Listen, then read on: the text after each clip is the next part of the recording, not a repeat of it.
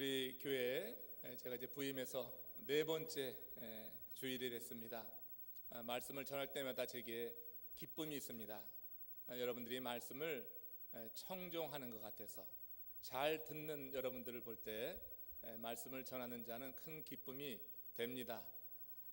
또 하나 놀라운 것은 근데 예배 시간이 다 되는데 그 자리에 임하지 못하는 분들이 많다는 게 또 인상적이에요. 찬양이 열정적인데 우리가 여러 사정 때문에 늦게 자리에 오시는 분들이 계신데 제가 이제 새 담임 목사로서 하나 권면합니다.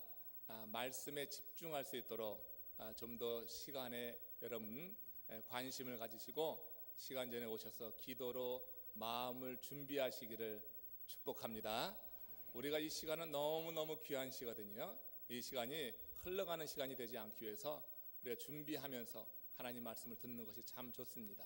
여러분들이 모든 면에 잘하고 계시는 것 같은데 그 하나 더 잘해 주시면은 하나님이 기뻐하시는 예배가 될 줄로 믿습니다. 제가 지난 주간에 신문을 읽는 가운데 경상도 사람만 아는 말이라고 하는 그런 기사를 봤어요. 그 기사 가운데 이런 게 있습니다. 경상도 사람만 아는 말 해서 예로 든 내용이 지금 학교가 이 얘기를 경상도 사람이 이해하는 것과 타 지역 사람이 이해하는 것이 틀리다고 하는 거예요. 지금 학교가 하면은요, 뭐 저같이 수도권에서 자란 사람들은 지금 학교 가니 이런 말로 들리는데 경상도 사람들은 지금 학교가 그러면 너 지금 학교에 있냐 이런 말이래요. 말은 같은데 뜻이 통하지는 않아요. 같은 말을 쓰는데 뜻이 이렇게 전혀 다르게 그렇게 전해지는 경우가 있어요. 여러분, 말은 통하는데 뜻이 통하지 않으면 이건 큰 문제를 일으킵니다. 오해를 일으키게 되는 거예요. 말이 통하고 뜻이 통하게 될 때 거기서는 건강한 커뮤니케이션, 소통이 이루어져서 그 관계가 견고히 서게 될 줄로 믿습니다. 각 가정의 아내와 남편이 말은 잘 통하는데 뜻이 통하지 않아서 정말 난감한 경우에 빠질 때가 있어요. 연애하는 남녀가 말은 잘 통했는데 뜻이 통하지 않아서 헤어지는 경우도 있어요. 한번 싸움을 하고 나서 자매가 형제에게 말합니다. 다시는 전화하지 마. 근데 형제는 그 말을 그대로 믿어요. 그러니까 깨지는 거죠. 다시는 전화하지 마가 아니죠. 그것은 전화하라고 하는 얘기죠. 오늘 밤이 가기 전에 전화해서 내 마음을 달래줘 하는 건데 형제들은 그 얘기를 잘 모르고 그렇게 말 그대로 행할 때가 있어요. 말은 통하는데 뜻이 통하지 않을 때 인생 정말 고롭게 되는 경우 많이 있습니다. 정말 여러분, 어리석은 사람들이 그 하나님의 말씀을 정말 잘 이해하지 못해서 하나님이 어떤 뜻을 갖고 계신지 몰라서 그렇게 난감한 상태에 빠지는 것을 보면 참 안타까운 마음이 들곤 하는 겁니다. 제가 오래전에 읽은 한 교계 신문에서 재밌는 글이 있었어요. 월남에 파병된 한 청년이 있는데 이 청년이 월남에 파병돼서 이제 한 부대의 배속을 받아서 초병 근무를 쓰고 있습니다. 총을 들고 보초를 쓰고 있는데 그 월남 그 한 마을의 처녀가 이 청년에게 쏙 반해버렸어요. 그래가지고 매일매일 그 청년에게 와서 월남말로 뭐라고 이렇게 중얼거리는 거예요.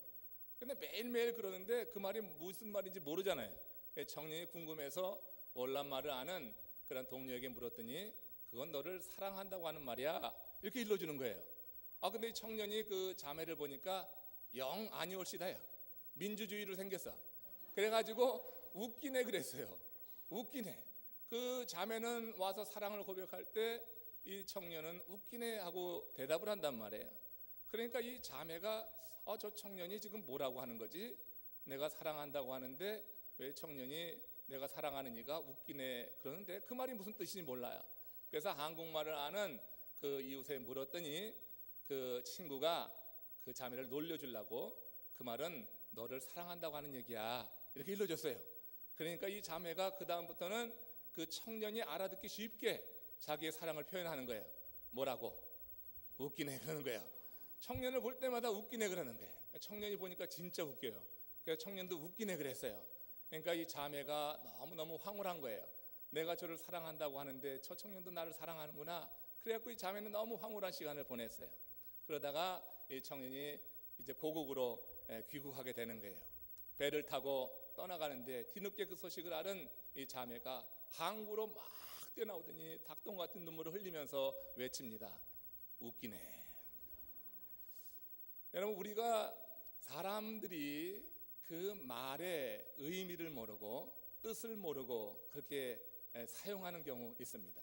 제가 그 웃긴 얘기를 들으면서 그런 생각을 해봤어요. 우리가 하나님 앞에 나와서 하나님께 얼마나 사랑한다고 하는 고백을 많이 하는가. 찬양을 통하여서 하나님을 사랑합니다 해서 두 손 들고 찬양합니다. 하나님 사랑하는 그 사랑의 고백이 우리가 참 많이 있습니다. 그런데 하나님을 우리가 사랑한다고 하는데 하나님 입장에서 들어볼 때 어느 때는 웃긴 경우가 있는 거예요. 하나님이 생각하는 그런 방식의 사랑이 아닌 자기만의 사랑, 자기만 아는 그런 사랑을 표현하는 이런 경우에 하나님께서는 웃기네 이렇게 말씀하실 것 같아요. 여러분, 우리말 사랑이라고 하는 것은요, 고어로는 괴미라고 합니다. 괴미라고 해요. 괴미라고 하는 것은 생각한다고 하는 의미가 있습니다. 그 국어학자 양주동 박사가 사랑을 어떻게 정의하냐면 사람이 사람을 생각하는 마음이다 그랬어요. 그러니까 여러분, 누군가를 사랑한다 하면은 그 사람을 생각하는 거예요. 뜨겁게 열애하는 사람들은요, 그 사람 생각을 24시간 하는 거예요. 뭐 안 해봤으니까 모를 거예요, 여러분들은. 근데 여러분, 정말 누군가를 사랑하면은 그 사람의 생각이 떠나질 않는 거예요. 그 사람 생각이 항상 뇌리에 매물게 되는 것입니다. 누군가를 사랑한다고 하는 것은 생각하는 거예요. 누구를 여러분들이 사랑하지 않는다고 하면 생각하지 않는 겁니다. 그러니까 우리 형제 자매 여러분들 가운데 결혼하지 않으신 분들은 한번 생각해 봐요. 그의 생각이 나지 않으면 사랑하는 게 아니에요. 그냥 끝내도 돼요. 항상 생각이 돼야지 돼요. 항상 생각하는 그 사람이 내가 사랑하는 사람이라고 하는 거예요. 우리가 그러면 하나님을 사랑한다고 하면 우리가 어떻게 해야 될까요? 하나님을 항상 생각하는 것인 줄로 믿습니다. 오늘 예배할 때 지금 여러분 하나님 생각하시죠? 지금 하나님 생각하시죠? 찬양할 때 하나님 생각하시죠? 예배 드리고 밖에 나가면 왜 하나님 생각 안 하시냔 말이야. 예배 드리고 바깥에 나가기만 하면 세상 생각이 내 머리를 가득 채워요. 그래도 적어도 예배할 때는 하나님 생각하는 것 같아. 근데 딱 두 사람, 어떤 사람들은 예배하면서도 하나님 생각 안 해. 여러분, 하나님을 사랑하는 사람은 하나님을 생각하는 거예요. 우리가 하나님을 예배한다고 하는 것은 하나님을 생각하는 것이고, 하나님을 생각하는 이 예배 시간은 우리가 하나님께 대한 사랑을 표현하는 시간인 줄로 믿습니다. 그 신령과 진정으로 우리가 예배한다고 하는 것, 하나님을 깊이 생각하면서 드리는 예배라고 할 수가 있어요. 예배 때만 생각하고 평상시에는 하나님의 생각을 하지 않는다고 하면 그건 하나님을 사랑하는 게 아니다. 하나님을 생각하지 않기 때문에 하나님의 뜻을 알려고 하지도 않고, 그래서 자기 마음대로 살아가는 거예요. 하나님을 생각하지 않기 때문에 하나님이 기뻐하는 일이 뭔가 그걸 생각하지 않는 거예요. 그렇기 때문에 자기 좋은 대로 살아버리는 거예요. 여러분, 쉽습니다. 누군가를 사랑한다고 하는 것은 그를 생각하는 거예요. 여러분들 가만히 자신을 둘러보면서 나는 하나님을 얼마만큼 생각하고 있는가, 내 하루의 일정 가운데 얼마만큼 난 하나님을 생각하고 있는가. 우리가 여러분 큐티를 하는 것은 그런 의미에서 대단히 중요한 거예요. 아침에 큐티를 하고 그 말씀을 내 마음에 품고 하루 종일 그 말씀을 되뇌다 보면은 하나님을 생각하지 않을래야 생각하지 않을 수가 없는 거예요. 말씀이 속에서 날마다 기억되는 사람은 매 순간 하나님을 생각하는 것이고, 매 순간 하나님을 생각하는 그 사람은 하나님을 사랑하는 사람인 줄로 믿습니다. 그러니 여러분 말씀을 받으시길 바랍니다. 매일같이 새벽에 이 제단에 나오지 못하면 여러분들이 있는 곳에서 큐티 말씀하십시오. 좋은 교재가 있는데 왜 그 교재를 우리가 구해놓고선 그냥 한쪽에 밀어놓고 있냔 말이에요. 여러분, 우리가 임의로, 내가 의지적으로 그렇게 여러분 힘쓸 때 하나님 생각할 수 있습니다. 물론 성령이 도와주셔야 되지만 우리 입장에서의 어떤 의지적인 결단도 필요한 거예요. 그러니까 하나님 말씀을 날마다 읽는 것, 이것은 우리가 하나님을 깊이 생각하고 사랑하는 그런 방법이 될 것이다. 우리가 하나님을 생각한다고 하면서, 사랑한다고 하면서, 그리고 하나님을 생각하지 않는다고 하면 우리의 사랑의 고백을 들으시는 하나님이 웃기네 하는 거예요. 너 지금 사랑한다고 하는데 그거 입에 발린 소리야. 누가 모를 줄 아냐? 우리 중심을 보시는 하나님께서 웃기네 하는 그런 반응이 아니라, 우리가 사랑한다고 할 때, 그래 내가 안다 아들아, 내가 안다. 네가 얼마나 많이 나를 생각하고 사랑하는지 나는 안다. 사랑하는 사람은 생각하게 되어 있습니다. 저는 이제 우리 양 집사님 유방암 수술을 받는 그 병실에 갔을 때 제 마음이 참 따뜻했습니다. 많은 분들이 오셨어요. 정말 제가 오늘 칼럼에도 썼지만 정말 여러분들이 오셔서 환자 대기실이 우리 교우들로 가득 찬 느낌이었어요. 왜 그곳에 우리 교우들이 많이 갔을까요? 그를 사랑하기 때문에, 생각한 것입니다.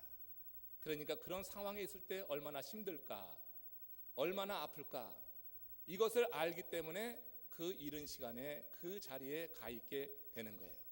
누군가를 사랑하면 생각하게 돼 있고, 생각하면 행동하게 돼 있다고 하는 겁니다. 여러분들이 진정으로 주님 앞에 나와서 사랑의 고백을 할 때 그 사랑의 고백이 헛된 소리가 아니라, 그냥 공중에 맴돌다 사라지는 소리가 아니라 우리 하나님의 보좌를 움직일 수 있는 그런 사랑의 고백 되시기를 주의 이름으로 축원합니다. 이런 점에서 저는 다윗의 삶을 참 귀하게 여깁니다. 다윗은 하나님을 진정으로 사랑한 사람이었다. 그는 모든 상황 속에서 주님을 사랑하는 자답게 살았다고 하는 거예요. 모든 상황 속에서 주님을 사랑했다고 하는 것은 모든 상황 속에서 주님을 생각했다고 하는 거예요. 자기 임의로, 자기 기분대로, 자기의 감정대로 그렇게 살지 않았다고 하는 겁니다. 다윗은 사울이 자기를 죽이려고 했잖아요. 그 사울이 자신의 장인입니다. 장인인데 이 사울이 자신을 죽이려고 하는 것은 자신을 정적으로 보는 겁니다. 골리앗을 멋지게 무너뜨린 그 사건이 나라를 구하고 사울 왕을 사실은 구해 주었습니다. 그런데 사울 왕은 그 이후에 백성들이 사울이 죽인 자는 천천이고 다윗이 죽인 자는 만만이라고 하면서 다윗을 높이 칭송하게 될 때, 그때 시기심이 틈타는 거죠. 남자의 질투심은 아무도 못 말려요. 여자들 질투심 여러분 될 게 아닙니다. 남자 질투심이 한번 사로잡히면 무섭습니다. 이 사울이 아주 대표적인 사람이에요. 자기 사위를 죽이려고 하는 거예요. 자기의 그렇게 귀한 딸의 그 남편인 사위를, 이 다윗을 죽이려고 하는 거예요. 여러 번 죽이려고 군대를 보냈습니다. 그는 그 사울의 그 추격을 피해서 광야로 헤매게 되었어요. 그러다가 여러분, 이 다윗이 사울을 죽일 수 있는 기회, 아주 절호의 기회가 몇 번 있었습니다. 그 다윗의 부하들은 당장 저 사울을 창으로 찌르고 당신 왕위에 등극하시오, 그렇게 충동질하고 그렇게 권하기도 했어요. 그런데 그 모든 기회를 다윗은 자기의 그런 유익을 위해서, 자기의 그런 감정대로 그렇게 판단하지 않고 그 사울의 옷깃만 살짝 베게 하고, 그리고 사울의 목숨을 살려두었어요. 왜 그랬어요? 그 사울은 하나님이 기름 부어 세운 왕이라고 하는 것, 하나님께서 나를 이제 기름 부으셔서 사울의 뒤를 이어서 왕이 되게 할 것이지만 하나님의 때까지 기다려야 된다고 하는 것이 다윗의 입장이었어요. 내가 임의로 날 죽인다고 해서 내가 감정적으로 하나님의 뜻을 거스릴 수는 없었던 거예요. 다윗은 하나님을 사랑하는 사람이었기 때문에 하나님을 생각했어요. 하나님을 생각하다 보니까 하나님의 마음이 어디 있는지 알았던 거예요. 그래서 다윗은 자기의 감정이 아니라 하나님께서 그에게 주시는 그 때를 기다리는 그런 신실함이 있었다고 하는 것입니다. 우리들은요, 누가 뭐 나에게 조그만 좀 험한 말을 하든지 조금 해꾸지해도요, 여러분 벌써 파르르 하잖아요. 하나님을 사랑한다고 하고 형제를 사랑한다고 하는데 실제로 돌아서서 어떤 사건 앞에 우리가 놓일 때 누군가 나에게 해꾸지하는 말 한마디만 하면은 그거 참지 못하고 이렇게 돼가지고 말이에요, 평생 가는 경우가 있어요. 그거 여러분 옳은 모습이 아닙니다. 주님을 사랑하는 자의 모습이 아닙니다. 혹여라도 마음이 지금 그렇게 돼 있는 분이 있다고 하면은, 정말 그러면서 하나님을 사랑한다고 말한다고 하면은 여러분 깊이 회개하시고 돌이키시기를 축복합니다. 하나님이 웃기는 일을 하지 않기를 원합니다. 하나님을 사랑한다고 하는데 우리가 하나님을 생각하지 않고 하나님이 기뻐하시는 일을 하지 않는다고 하면은, 그럼 여러분 이것은 말이 되는 일이 아니라고 하는 거예요. 다윗은 정말 하나님을 사랑했어요. 그래서 그 인생의 그런 험한 삶, 거친 광야에서 짐승과 같이 살고 쫓겨다니면서도 하나님의 뜻대로 살려고 그렇게 힘썼다고 하는 것을 기억하십시오. 그런데 그에게 어느 순간 갑자기 큰 위기가 닥친 거예요. 그렇게 열심히 하나님을 생각하고 하나님을 사랑하고 하나님의 뜻 가운데 살려고 했던 다윗에게 엄청난 일생일대의 위기가 닥치게 되었습니다. 그것이 이제 사무엘상 21장 10절 이하에 자세히 기록이 되는데, 오늘 우리가 읽은 이 본문 시편 34편은 그가 그렇게 하나님의 뜻대로 살려고 했을 때, 그렇게 하나님을 사랑하고 생각하고 하나님의 뜻을 물으면서 살려고 했을 때 그에게 닥친 인생의 가장 큰 위기 가운데서 벗어난 이후에 하나님께 올리는 찬양시가 오늘 본문의 시편 34편 시라고 하는 겁니다. 여기 보면요, 이런 제목이 붙어 있어요. 다윗이 아비멜렉 앞에서 미친 채 하다가 쫓겨나서 지은 시다. 시편 150편이 모두 제목이 있는 게 아닙니다.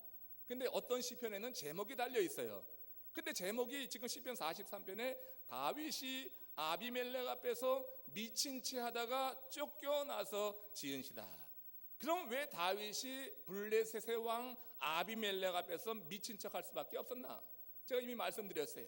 사울에게 쫓기다가 이제 그 이스라엘 경내에서는 머물 곳이 없어서 그만 블레셋 국경을 넘어간 것입니다.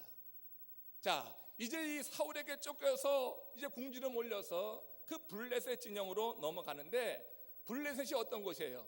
자기가 얼마 전에 그 블레셋의 장수 골리앗을 맞서가지고 물매에 돌 하나 재어가지고 한 방에 제압한 그런 나라가 블레셋이란 말이에요. 블레셋 사람들에게 다윗이 어떻게 각인되었을까? 여러분 생각해 보세요. 그러니까 여러분 어쩔 수 없이 지금 저 블레셋으로 넘어가지만, 블레셋으로 넘어가는 다윗의 심정에는 제발 나를 알아보지 않았으면 좋겠다 하는 그런 마음이 강하게 있지 않았겠어요? 그런데요, 이 다윗의 그 소망, 다윗의 그 생각, 얄궂게도 그 블레셋 왕의 신하들이 말이에요, 다윗의 정체를 금방 알아버린 거예요. 그래서 다윗을 붙들어서 그 왕 앞에 딱 세우고선 하는 말이 사무엘상 21장 11절에서 이렇게 말합니다. 이 사람은 분명히 저 나라의 왕 다윗입니다. 분명하게 지목해서 이 사람이 그 다윗이라고 말을 하는 거예요. 그 신하들은 다윗을 잊을 수가 없는 거예요. 다윗 때문에 그 나라가 패망했고 수치를 당했어요. 근데 여러분 지금 현재 다윗이 그 나라의 왕입니까? 아니거든요. 그런데 그만큼 강력하게 다윗이 골리앗을 무너뜨린 그 사건이 그 사람들에게 각인되어 있다고 하는 거예요. 다윗의 마음은 지금 몰라줬으면 했는데 다 알아버린 거예요. 그래가지고 이제 그 왕 앞에서 다윗의 입장이 뭐예요? 그냥 도관에 든 쥐꼴이 됐어요.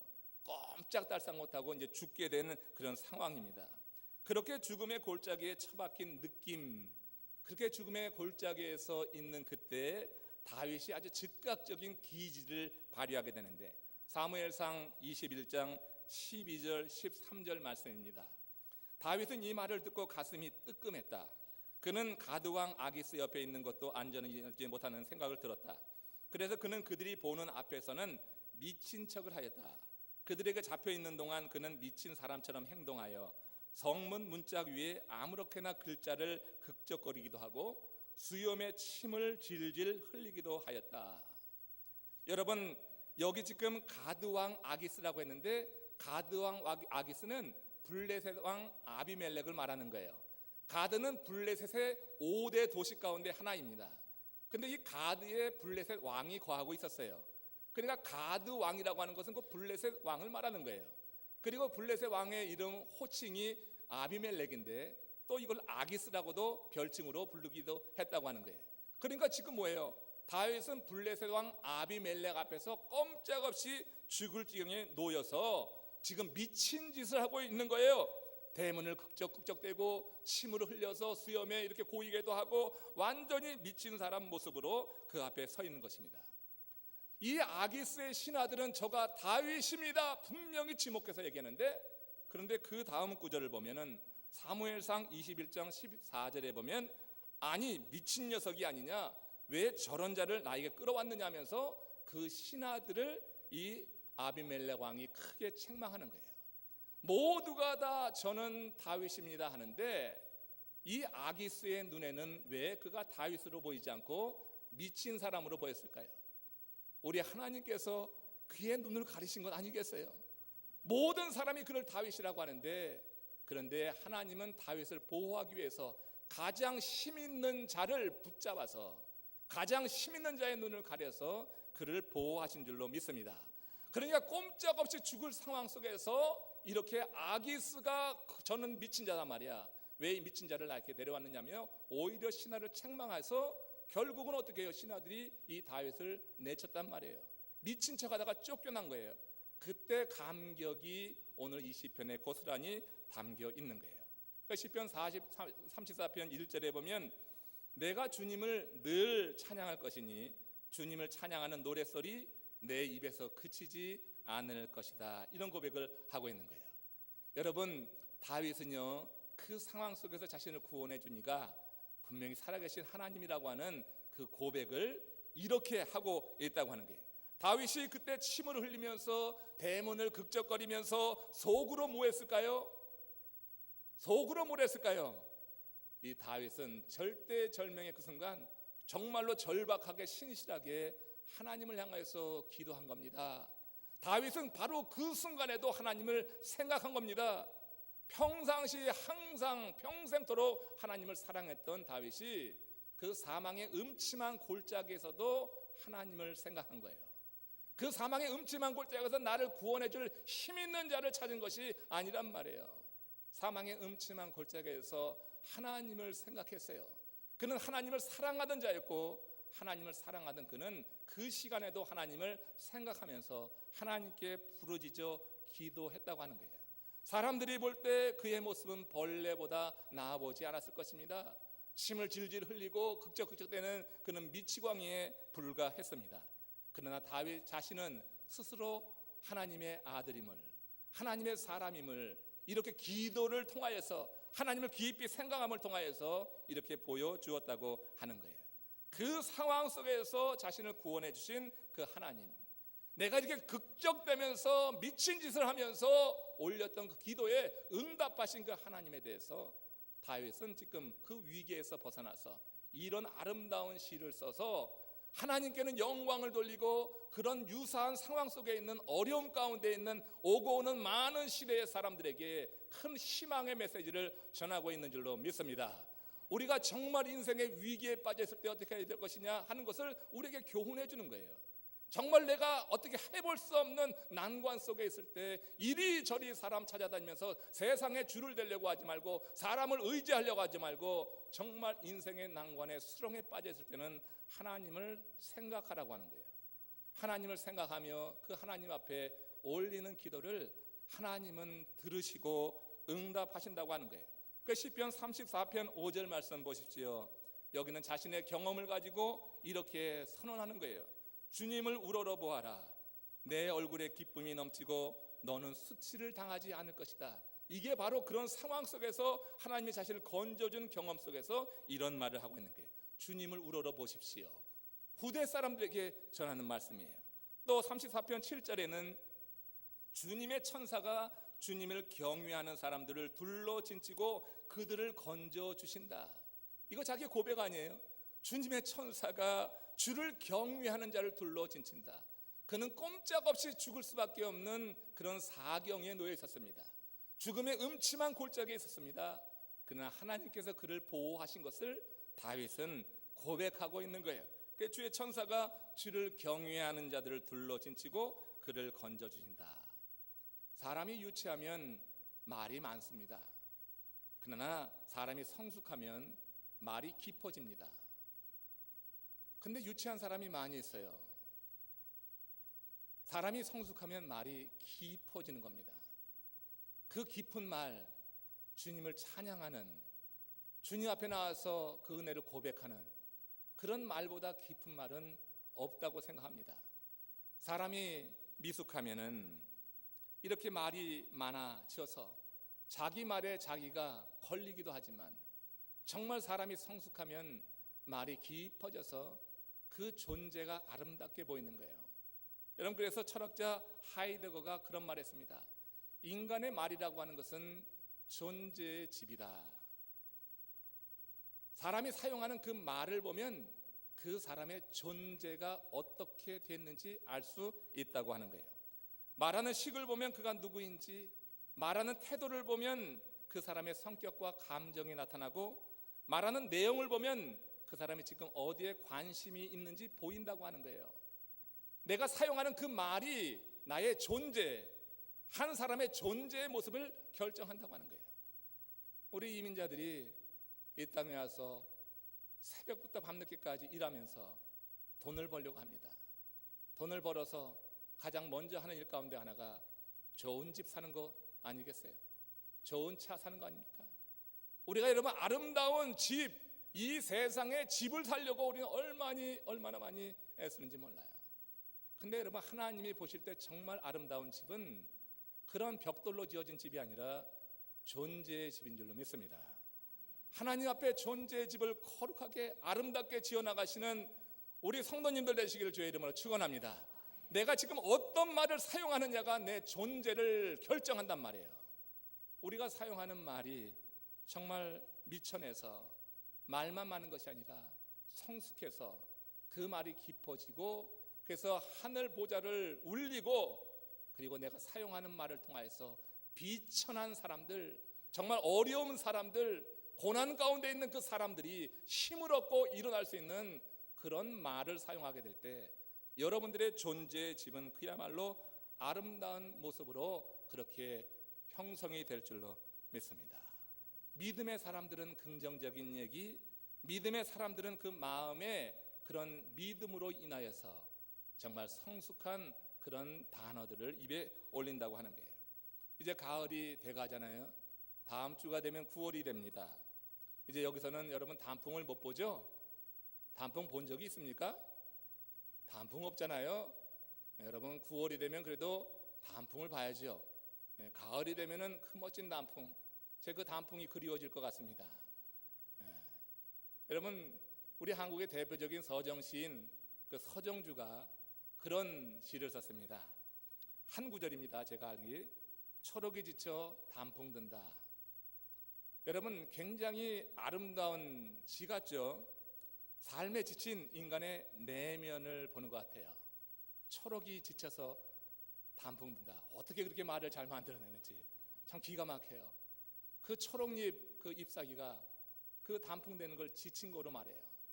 그분의 마음은 근데 죄송한데 인간의 그 삶에 지친 내면을 보는 그분의 심령에는 그 삶을 좀 이렇게 회의적으로 보는 그런 시각이 있지 않냐, 그런 생각을 제가 한번 해봅니다. 초록이 지쳐 단풍이 듭니다. 멋진 것 같습니다. 근데 여러분, 마음이 주 안에서 새로워진 사람들은 초록이 지쳐 단풍이 드는 것이 아니라 그 초록이 지쳐서 정말 성숙하게 된 것으로 그 단풍을 보게 되는 줄로 믿습니다. 단풍은 정말 아름답습니다. 여러분 보지 못했으니까 제가 마음대로 얘기할게요. 단풍은 정말 아름답습니다. 운전하고 지나면서 그 단풍으로 물들어진 그 가로수 사이를 지날 때 마음에 큰 기쁨을 줍니다. 단풍이 단풍 된 것은 그가 지금 죽어가고 있는 것입니다.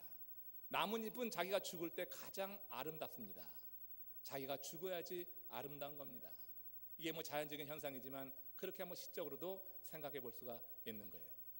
여러분, 하나님의 사람들이 성숙하다고 하는 것은 그 삶의 가장 마지막 순간이 그야말로 아름다운 삶으로 장식되어야 될 줄로 믿습니다. 그런 사람을 하나님이 기뻐하시고 그런 사람이 사용하는 언어는 그야말로 아름다운 언어로 장식돼서 그 존재의 집이 멋있어지게 될 줄로 믿습니다.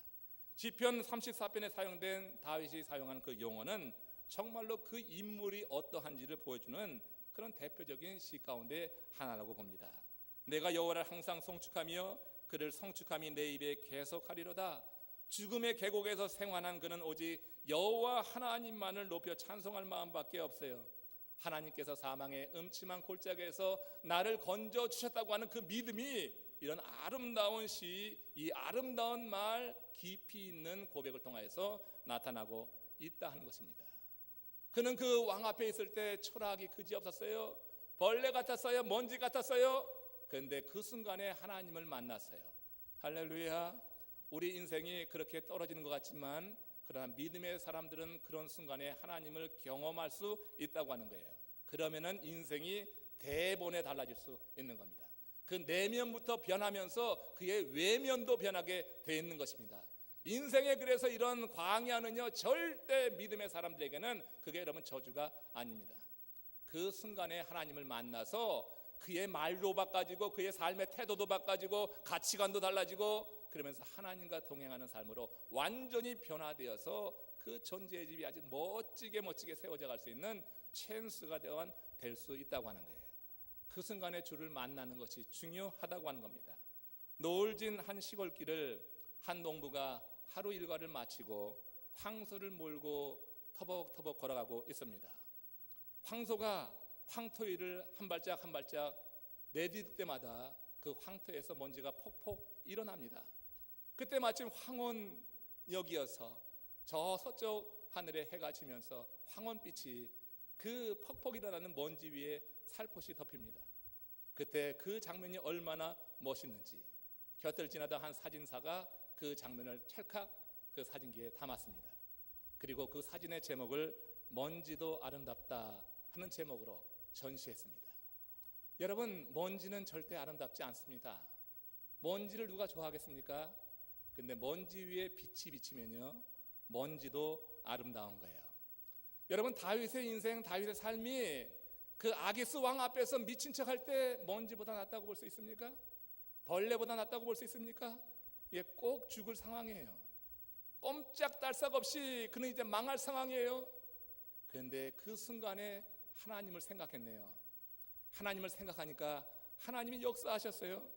하나님이 역사하셔서 먼지 같고 벌레 같은 다윗의 심령에는 어두움과 두려움을 몰라쳐 주셨고, 하나님이 역사하셔서 하나님께서 빛을 비출 때 힘있는, 세상에 힘있는 권력 있는 아기스의 눈은 멀게 하셔서 그를 다윗으로 인식하지 못하게 하고 그냥 미친 사람으로 알게 하셔서 다윗이 그 죽음의 수렁에서 벗어날 수 있었다고 하는 거예요. 여러분, 우리의 삶이 정말 하찮아 보일 때가 있습니다. 인생 살면서 항상 잘 나가는 사람은 모르겠죠. 그렇지만 한번 엎어져 본 경험이 있는 사람은 정말 자신의 인생이 왜 이렇게 이것밖에 되지 않나 하는 한숨이 푹푹 나오는 삶을 살 때가 있습니다. 인생의 그런 과정 속에서 주님을 만나본 사람은 제가 지금 하는 이 말을 충분히 이해할 것입니다. 주께서 내게 비추시는 그 빛으로 인해서 내 심령의 어두움이, 두려움이 사라지는 것입니다.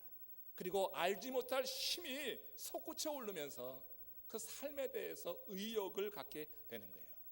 다윗이 침을 질질 흘리면서 대문을 극적극적거리면서 그때 하나님을 생각하고 하나님께 속으로 기도할 때 우리 하나님은 빛으로 그에게 임하셔서 그의 내면을 비춰주시고 대신에 힘있는 세상의 권력자의 눈은 가려주셔서 그를 건져주시고 그 건져주심에 대한 그런 감격과 감동이 이 시에 고스란히 담겨가지고 이렇게 고백되고 있는 거예요. 그래서 2절에 보면은 나 오직 주님만을 자랑할 것이니 비천한 사람들아 듣고서 기뻐하여라 하면서 많은 사람들, 그야말로 비천한 사람들에게 희망을 주는 거예요. 자기 자랑을 하면은 비천한 사람들이 더 비참해집니다.